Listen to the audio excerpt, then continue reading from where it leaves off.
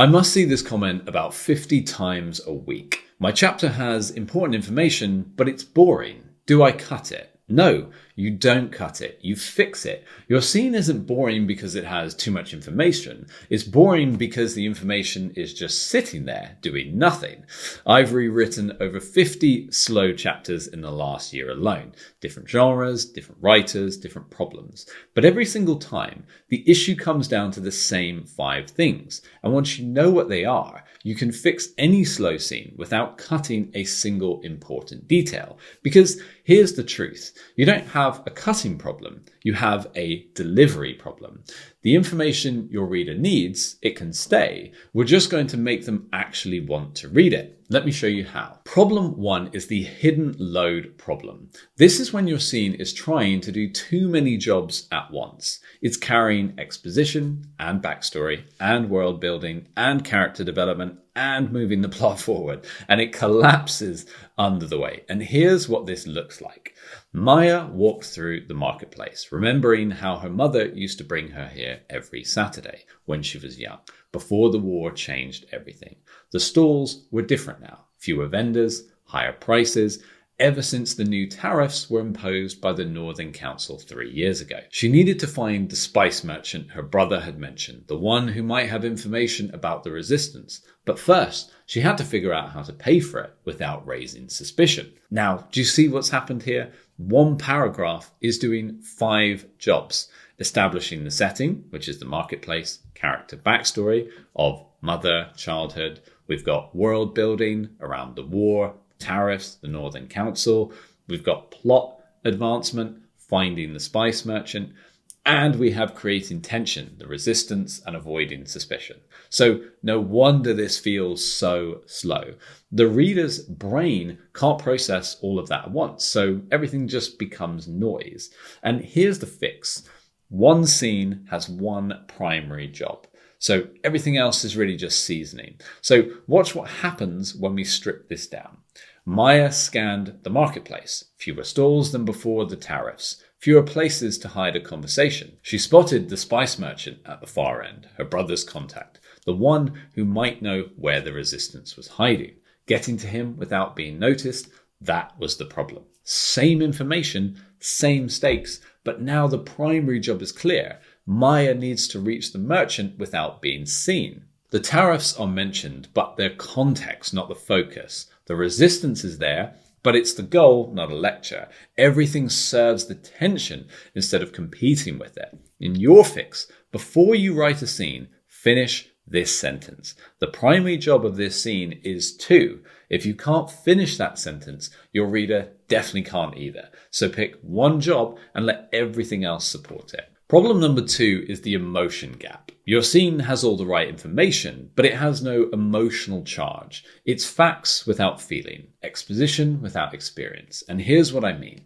The kingdom had been at war for 7 years. Resources were scarce, and many families had lost loved ones. The people were tired and wanted peace, but the conflict showed no signs of ending. Political tensions remained high between the northern and southern territories. Technically, this gives us the situation, but I don't feel anything. It's more of a Wikipedia entry than a story. And so here's the same information, but with emotional charge. 7 years of war.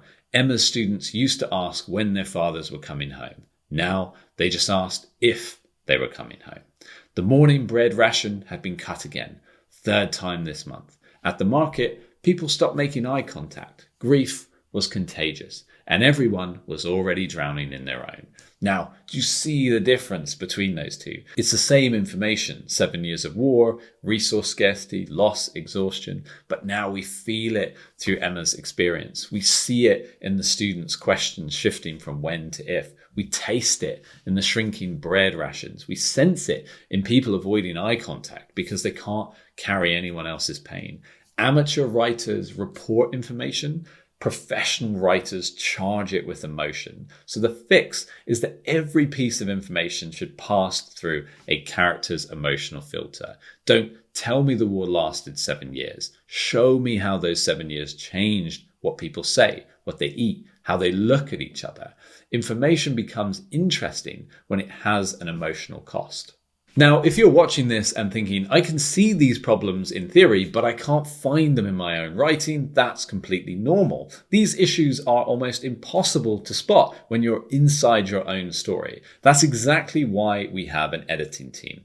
Over 11 years of experience, some of the best editors in the industry. They find the slow scenes, diagnose why they're dragging, and show you exactly how to fix them. If you want that kind of support, there's a link in the description. All right. Back to the fixes. Problem number 3 is that you're starting the scene too early, even within the scene itself. You think you need to ease us in, set the stage, establish the space before the action starts, but you don't.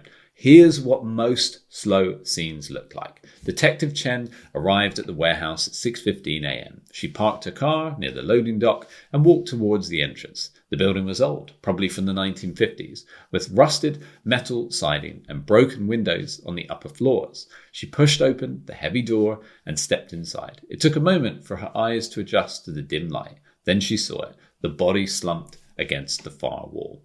The body is actually the start of the scene.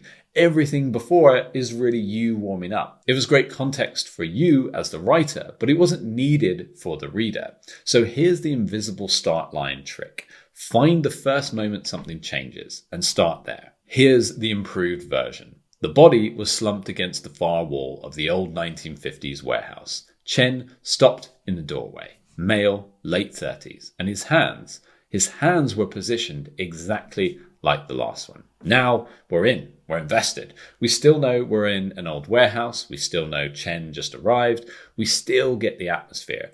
But we now start with the thing that matters, the body, and the detail that makes it matter. His hands match the previous victim. The scene doesn't feel slow anymore because we're not watching Chen park his car. We're watching her realize she's looking at a serial killer's pattern. And the fix here is write the full scene the way you need to write it. Then find the first line where something changes, something matters, something reacts, basically something really jumps out at you, and just delete everything before that line. And I promise you won't lose anything important. Problem number 4 is your backstory is taking up too much space. You think you need 3 paragraphs to establish why this moment matters. You need 1 sentence. So here's what I see constantly. Thomas had grown up in this house. His father had built it with his own hands back in 1987. And Thomas had watched the construction every day after school. His mother had planted the garden, spending every weekend tending to the roses she loved. When his parents died 5 years ago, Thomas inherited the property. He'd considered selling it many times, but could never bring himself to let go.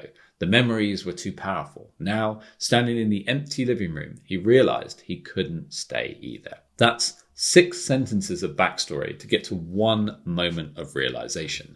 But we only need the realization. And so here's how you improve it. Thomas stood in the living room of the house his father built. 5 years since the funeral. 5 years of not selling it, not living in it, not letting go. So he'd stayed until now. Same backstory, same emotional weight, but compressed into the service of the present moment. We know his father built the house. We know his parents died 5 years ago. We know he inherited it and couldn't sell it. But now we're not wading through exposition. We're feeling his paralysis. So here's the technique. 1 sentence of past, 1 sentence of present impact. The house his father built, past. Couldn't stay, couldn't leave. Present emotional reality. And really, that's all you need. Amateur writers tend to explain the entire history. Professional writers give you 1 detail that contains the history. So when this happens, the way to fix it is to find your backstory paragraphs. Ask yourself, what's the 1 detail that carries all of this? And write that 1 detail and just delete the rest. If the reader needs more context, they'll ask, and usually they won't. If you're finding this helpful and you want more techniques like this, I send out a weekly newsletter with writing advice, editing insights, and lessons from the manuscripts I work on daily. It's free, and often we cover things that I don't get a chance to cover in these videos. The link is in the description if you want to join. Okay, let's tie this all together. Problem number 5, you're delivering exposition like a textbook instead of weaving it into conflict. Information becomes interesting when it's contested or dangerous or hard to get. Now, here's exposition as a textbook. The Accords of 1847 had established the boundary between the two kingdoms. According to the agreement, neither side could station troops within 50 miles of the border. This had kept the peace for over a century, though tensions occasionally flared up. I'm already asleep. Not because the information is boring, border agreements and military restrictions could be fascinating, but because it's delivered like a lecture. Here's the same information as tension. The Accords say 50 miles, General Torres said. We're at 47. The ambassador's jaw tightened. The Accords were written before artillery could fire 30 miles. You're within range. That's a violation. It's geography. Take it up with the cartographers. I'm taking it up with you. Pull back or the treaty is void.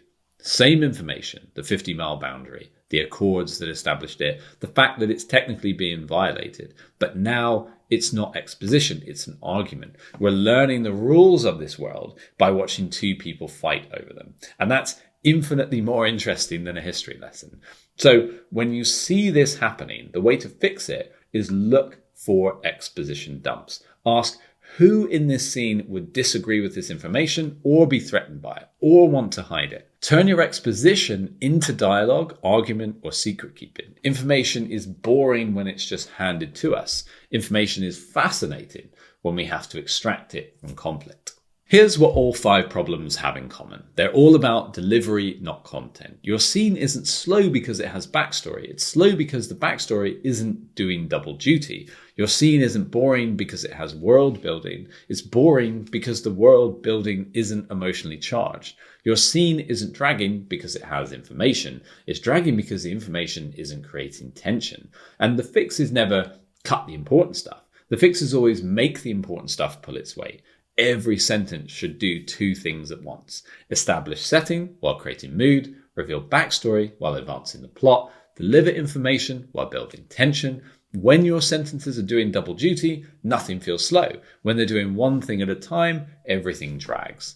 So here's what to do. Find your slowest chapter, the one you know is boring but you can't figure out why, and then read through it and mark every place where the scene is doing too many jobs, the information has no emotional charge, the real scene starts halfway through, or the backstory takes 3 paragraphs instead of 3 words, or where exposition is delivered as a lecture instead of conflict. And I promise you will find at least 3 of these. Let me know down in the comments below how many of these you find. And also when you fix them, your scene will start to have all the same information. But now your reader will actually want to read it because you haven't cut anything important. You just made the important things interesting. And that's the difference between a slow chapter and a compelling one. It's the same information, just with better delivery. Now go fix that boring scene. Let me know in the comments down below how many you find, how you fix them, and any you are still stuck with. And one last thing, every year I open 5 ghostwriting slots, 5 authors I work with directly to write their book from the ground up. One of these slots is already gone for the year. If you've got a story in you, something you've wanted to write for years but haven't had the time, the structure, or the confidence to get it done, and you want to work with me to make it happen, then reach out. There's a link in the description. Thanks for watching. YouTube will now be recommending another one of my writing videos for you just here, bursting with value to improve your writing.